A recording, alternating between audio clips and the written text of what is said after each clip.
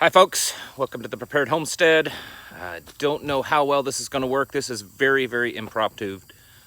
Normally this is not how I do a live stream, and normally this is not a typical video for me. So needed to jump in. I just watched Joe Biden's speech, and I don't know if you got to see it. It was probably about a 25-minute speech. And again, for those of you just jumping in, this is completely unplanned. I'm not even sure what I'm going to say. It's just wanted to get on here. If you haven't watched it, if you didn't watch it live, because it just ended a few minutes ago, I'm sure you will be able to watch it live. People will be having it all over YouTube and Twitter and everything. For those of you jumping in, I'm probably not going to do a lot of response to the comments. This is just kind of a quick jumping in video. I don't want to blow it up. I don't want to make what he said in his little speech this afternoon more than it is. I don't want to, the sky is falling. Okay, that's not it. But I think personally, his speech was a tipping point. We've talked about that, and I don't think that there's just one tipping point. I think that there's been several things that's happened along the course of the last year and a half. You obviously are aware of most of those that have really changed things, changed everything. And I think today was that tipping point of one of those tipping points. Sorry. A few days ago, it was last week, I believe, 5, 6, 7 days ago, I did a video where I was talking about what's going on in Australia. Some of you probably watched that. And in the video, I was telling people what's going on, and that if we don't wake up here in the United States, that we could very, very easily follow that path that Australia is going on. And in the video, I said something to the effect, it could happen in a year, 2 years, 3 years of us going down that road, that same path as Australia. I said, but it could happen a lot sooner. While what was said today at his speech definitely doesn't put us in line with what's going on in Australia, I do believe that it is pushing us further down that path, much further than we had been yesterday or before he gave the speech. To paraphrase what's going on, to my understanding, I have no notes. This is completely unprepared for those of you that's just jumping in. His plan is going to affect approximately 100 million people, is what they're saying. 100 million workers in the United States, or about 2/3 of the workforce in the United States. Basically, it is an all-out mandate. A mandate for all government employees. There's already been a mandate for people in the military, for veterans affairs people, things like that. This is anyone that works for the federal government. Mandated. You got to have it. Mandating hospital workers, and they already did the mandate for nursing home workers. Any medical profession, any medical field, any clinic, any hospital that is taking care of anyone that is on, Medicaid, Medicare, any type of federally funded insurance that's paying their bill, which is going to be virtually all hospitals. Doesn't mean that the hospital is receiving an actual check from the government. Are they taking care of patients that are on this? The hospital would have to say, well, we're not going to take care of any patients that's on Medicaid or Medicare. That's not going to go over. So all of those people are mandated. He mandated not all teachers, but they mandated teachers that in the Head Start program, which is a federally funded program.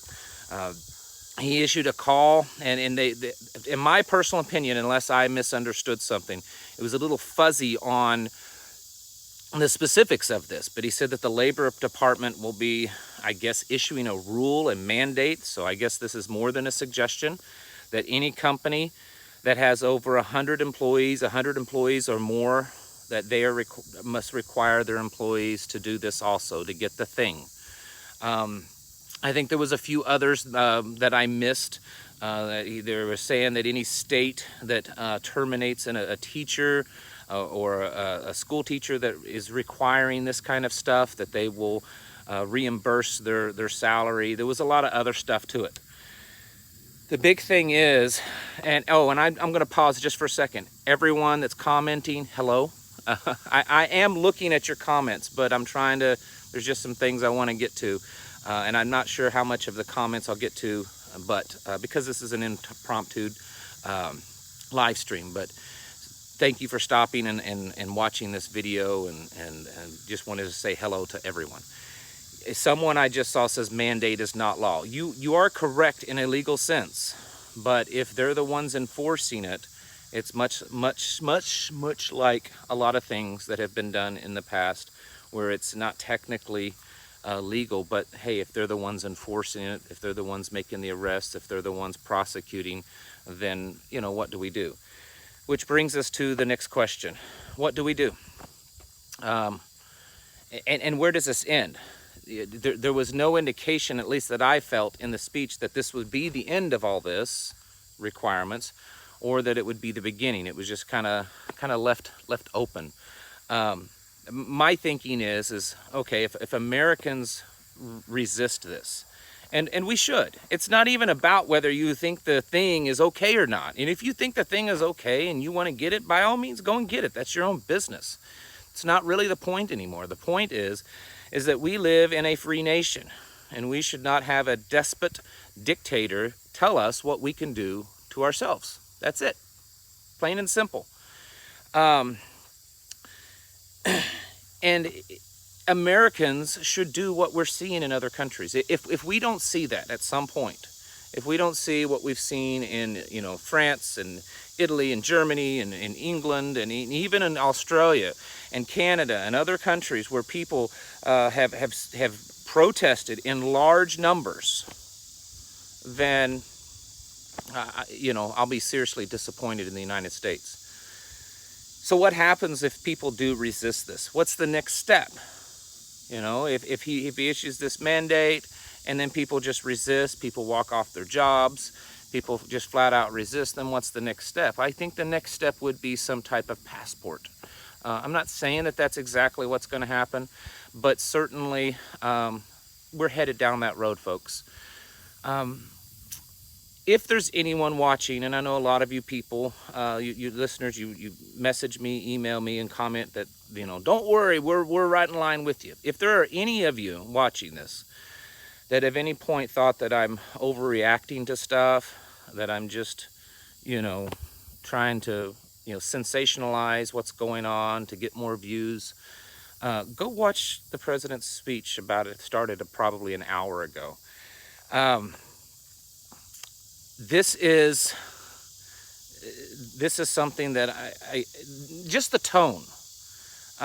He flat out said in the very beginning of the speech that this is a pandemic of the people that didn't get this, the people that don't have it. His tone and his words were extremely harsh, very forceful, you know, very aggressive in his tones.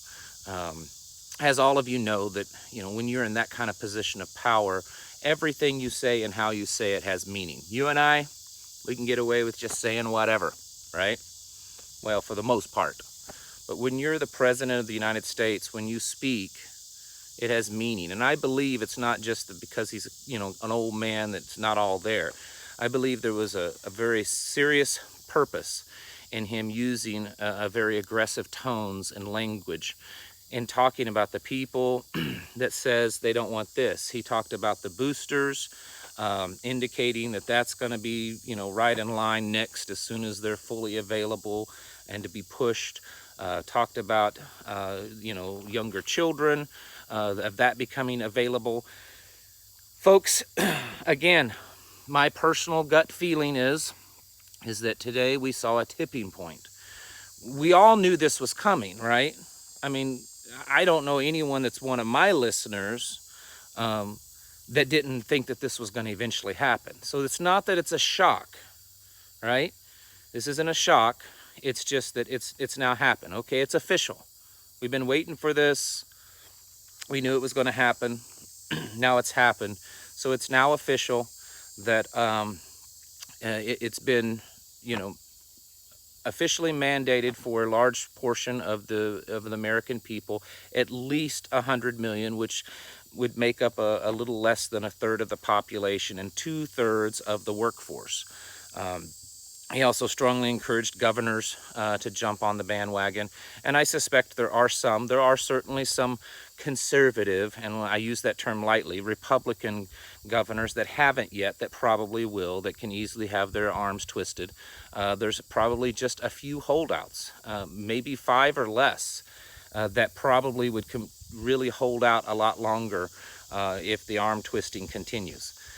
So we could see, and on a state level, I might add, on a state level, the Constitution and the Supreme Court has upheld this, that a state can in fact mandate this on everyone, a blanket mandate, that the Constitution, the way the wording of the Constitution, the Supreme Court has upheld that. It was during the smallpox epidemic over 100 years ago. A Supreme Court case upheld that. So getting the governors, I'm sure, is what he's really wanting to do. We've hit a tipping point. I'm not on here to tell you what you need to do. I'm not giving marching orders. That's not it. I'm telling you folks, things are going to get serious. The last few days, I made basically several videos talking about how we need to get ready, because I think this winter, this fall, I think things are headed down a destructive path. I'm quite sure that today's little speech confirmed that, at least for me. I think we are headed down that path. And I know this is going to disrupt some of your lives. Some of you work in areas that you're going to have to make a choice. You're going to have to make a choice to stand your ground in your principles and protect yourself and your body, or to comply. And I'm not here to tell you what to do either way. And it's sad that we're at that place. But folks, you're going to have to get ready and maybe start seriously thinking about your plan Bs, your backup plan, your contingency plans. You know, some of you aren't as fortunate as others. Some of you are self-employed, but you know what? Those of you that are self-employed, if you do work for companies, if you do work for the government, you could soon find your self-employment in jeopardy if they say, well, you can't find a job anywhere because every place you do work for is now requiring it. I have said on this channel several times, I said this maybe a month or two ago in a video, whatever your line in the sand is, you draw that line in the sand and you say, if they, the government, the powers that be, or what, if they cross this line, they've gone too far. You need to think real long and hard about what you will do when they cross that line, because I promise you they're going to cross that line, and they're crossing these lines right now. This was I feel some very serious things that were said today. Not just the fact that it was mandated for 2/3 of the workforce. Yes, that's huge, and that's going to have an immediate effect on people's lives. But what's bigger than this is the precedent that's been set, the fact that the language, the aggression towards people that don't want this for whatever reason you don't want it for. It doesn't matter. You are now the enemy. At least that's the way it sounds. I mean, if I'm wrong, please somebody jump in and correct me. But the language and the tone that was spoken today made it sound like that those of us that don't get this, we're now the enemy. In fact, I thought it was interesting when I was watching the live stream of his speech, someone in the live stream commented, said, he's speaking more aggressively towards American citizens than he spoke against the Taliban in Afghanistan. Think about that. He is speaking more aggressively towards folks like myself and many of you than he is about a terrorist organization that just kicked our military's hind end because of the leadership and ran us out of a country, and have now taken over and enacted Sharia law and done a bunch of other things already. And he's spoken more aggressively towards you and I. The game has changed. Think back of the things that's happened that we've talked about on this channel. The whole DHS, advisory and all that kind of stuff. It's time to get serious. It's time to build your communities, folks. Make connections with like-minded people. Get in contact with them and make connections with them and build relationships, because it's going to be way easier now to build that, even though you might be standoffish, a little scared, a little unsure to how to trust people that you don't know. It's going to be much easier to do it now than after things really blow up, and then you really don't know who to trust. It's possible to trust people. It takes some time. You have to kind of vet each other, use your own discernment and judgment. But I seriously encourage communities, excuse me, my mouth's a little dry right now. I'm getting a little tongue twisted. Continue to prepare. Continue to train. Continue to build your skills. Start reevaluating your plans, folks. For those of you that have been in this for a while, and that whether you've written it down on paper or you have it in your head, maybe you come up with your plans of what to do, where to go, and how to do it a year ago, 5 years ago, 10 years ago. Things change, okay? Circumstances change. The world changes. You have changed. Your knowledge has changed since then. Reevaluate it. Figure out if that's really the best thing to do. And then, like I said, you need to start making plans right now along with your preparedness plan, and whether it's an evacuation or self-sufficiency plan or whatever it is, your plan now must seriously include what you're going to do when they cross that line with you personally, when you get that knock at the door, or when they come into your office or into your work and say, your choice now, we've given you long enough, we've given you warnings, we've done all these things. And now you need to get it now, or you can pack your bags and leave the building. You need to come up with your plan for that. And a lot of you I know are going to say, well, I'm just not going to do it, I'll quit. But then you got to come up with a plan with, what are you going to do to take care of yourself and your family? I know it's tough. I'm not for 1 minute saying that this is going to be easy decisions. But the gauntlet has been laid down, folks. The this is a tipping point. We are watching a nation completely collapse. The video that I was going to put up today, and I held off on it. I was going to put it out before this speech, and then I held off because I wanted to watch the speech. But the video, I was talking about basically how America is in collapse. I have said this before. I've been one of the people that I push this idea. I truly believe we are watching the collapse of our society. With all this that's going on, I believe that. And I'm not the only one, but I believe that. To back that up, aside from what's happened today with Biden's speech, put that on a shelf for just a moment.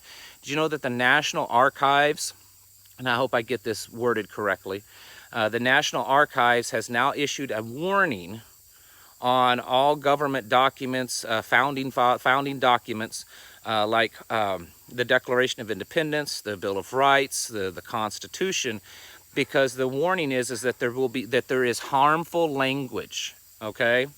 Harmful language on those, documents. So if you go to the National Archives or you log into their website so that you can view the original wording of these documents, there's a warning now. Be prepared, there's harmful language in this. They also announced that they're going to start using the term, I believe it's freedom documents or something like that. I can't remember exactly what they're talking about. And it's in reference to the Constitution, Declaration of Independence, and the Bill of Rights, because they're saying that those documents didn't actually bring freedom to everyone. And so, we're seeing the demise and the destruction of our society, folks. And here now, today, this afternoon, there's now showing that our government is very willing to destroy your freedoms. In fact, in today's speech, Biden actually said the words, "This isn't about your freedom, okay? This isn't about your freedom." It kind of makes me think of past presidents that's made similar comments. So this isn't about your freedom, folks. They don't care about that.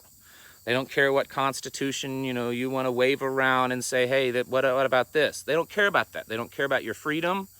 They don't care about your rights. They don't care. They care about the bottom line. They care about supporting their, pharmaceutical companies and their, globalist interests. They can care about taking control of you. They care about taking control of people, global unity, all this kind of stuff. They don't care about your rights. I'm sorry if you still think that there are politicians out there, at least ones in prominent leadership, and it's really this way on either side of the aisle. Don't think that I'm standing here just talking about Democrats. Republicans are the same way, with the exception of just a few, and I mean a very few. They don't care about you. They don't care about your rights. Okay? They're showing that now. They're showing their hand. It's now getting down to the point that it's gone from just being words and an elusive whispers that the government feels this way and that the politicians are wanting to do this thing and they're doing these things behind closed doors, to now it's happening out front in the open, in your face. They're very emboldened by what they're doing, and they don't care. So it's serious, folks. It's serious. It's time to get yourselves ready. Get yourselves prayed up. Seriously, prayed up. This is spiritual warfare also. I say that all the time. I know not everyone watching believes that. That's fine. I do. I believe that, and I know many of you believe that. Get your houses in order. And that means physically, mentally, and spiritually. Because with what happened today and what has been going on for weeks and months now, with all the other things going on, the shipping, supply chain stuff, the economy, we're approximately 3 weeks away as a nation from going into default, to where we basically have no more money. We can't issue any loans. We can't pay employees. We can't do a lot of things as a nation. We're about 3 weeks away from that. There's a lot of stuff going on. Get ready, folks. Get prayed up. Get prepared. Get mentally, physically, spiritually prepared. Because I think they've shown their hand today. Okay? They've shown us their hand. They've let us know where they're headed. It's now, look at it this way. Look at it in a way, as much as I wouldn't necessarily like to use this analogy, but I think it fits. Let's say you know you're sick and you're ill and you have some disease. You haven't gone to the doctor yet, but you know it's there. You can feel it. You can feel your body getting weak. You're having all these symptoms, right? And you know that it's bad. You know that it may be cancer or whatever it is. And you're dreading that. You're going through all the emotions of this. And then you go to the doctor and they run the tests and they confirm it. You haven't learned anything you didn't know, but at least now you know where you're at. You know where you're at. You know where to move forward. It's clear as day now. There's no assumption. You know that it's clear. And now you can start making plans and to clear movements of the direction you need to go. And that's what's happened today. We didn't learn anything new, okay? We knew all along that this is the kind of people that we're dealing with. This is not a shock that these words were said. It's not a shock to me that these mandates were laid out. But what it means is that now it's clear. We clearly know what their intentions are. We clearly know where this is headed. And now we clearly need to figure out what our actions are to be, what we need to do. And again, in a public venue as a live YouTube feed, I'm not going to give you advice on what to do, but I am telling you, you need to get ready, make connections, build communities, start getting yourselves mentally, physically, and spiritually prepared, folks. That's about it that I have right now. I know I could go on and on. I know I also haven't really responded to any of the comments, and the reason I did that, this was a different kind of video, live stream. I needed to get on and say this. I didn't even know what I was going to say. I watched the speech and just knew I needed to hit the live button and start going. So stay in contact with folks that you know that are like-minded. We have a growing group here. The idea of leaving where you're at, I'm not talking about bugging out to the woods, but actually trying to sell your home or to move to a different place. I know I kind of lightly talk about that at times, but I'm serious, folks. I mean, for those of you that may be living in like California and Oregon and New York and other liberal states. I mean, there's states that aren't those, you know, Virginia, even Kentucky. I was reading some of the stuff that the governor there is doing. These are states that you wouldn't automatically think as liberal, but it's quite clear that they're probably going to fall in line with this. You know, was it Ohio, different states that it looks like that they're probably, based on what's happened over the last 18 months, they're probably going to fall in line quite easily. If you live in one of those states, I know this is tough. I know it's tough to pull up roots and move. I've done it before in my life, so I get it. But this is for serious reasons. This isn't so that you can get a job making a little bit more money or having a better retirement. This very well could end up being protection of your actual life and freedoms. We don't know how long this will go, you know, will last and how bad it's going to get. But I'm telling you, folks, it's already gotten pretty bad. Think back 2 years ago. 2 years ago, not very long ago.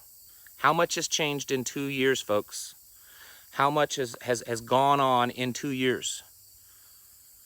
Even though you say, well, you know, it's not too bad now. I mean, yeah, it's getting bad, but it, you know, it's okay. Think about the last 2 years, what's gone on.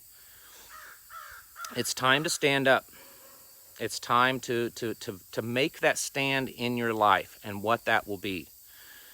Because it's going to come a point, I believe, that probably each and every one of us are going to have to make a decision. Right now, it appears that 2/3 of the workforce is going to have to make a decision. And eventually, the rest of us. So, folks, again, get ready. Things are looking pretty grim. And I think that we are headed towards a pretty dark winter. Okay, I'll just flat out say it. A pretty dark winter. And, you know, this has certainly been a tipping point. All right, thank you for the comments. I will go back through once this is done. I will read them. If you have something you need to say personally, you're certainly welcome to email me. Let you know I'm still backed up on emails. I think this is probably just going to be a normal thing because it's not slowed down. I get them. And it's been a few days since I've taken the time to sit down and get caught up because I've been really busy around here, but I am doing that. So if if there's something personally you need to say, you can certainly email me there or just leave your comments and I will go back through and read them once this live stream is done. Thank you folks for watching. Get ready, folks. I'm not saying this to hype things up. I don't care about the views. It's not about that. It's about your lives, your family's lives. I do believe that we are headed in a direction that is probably the collapse of our society in the long run, but it's going to be pretty dark between now and that point. So get ready. All right. Thanks for watching. I'll catch you in the next video.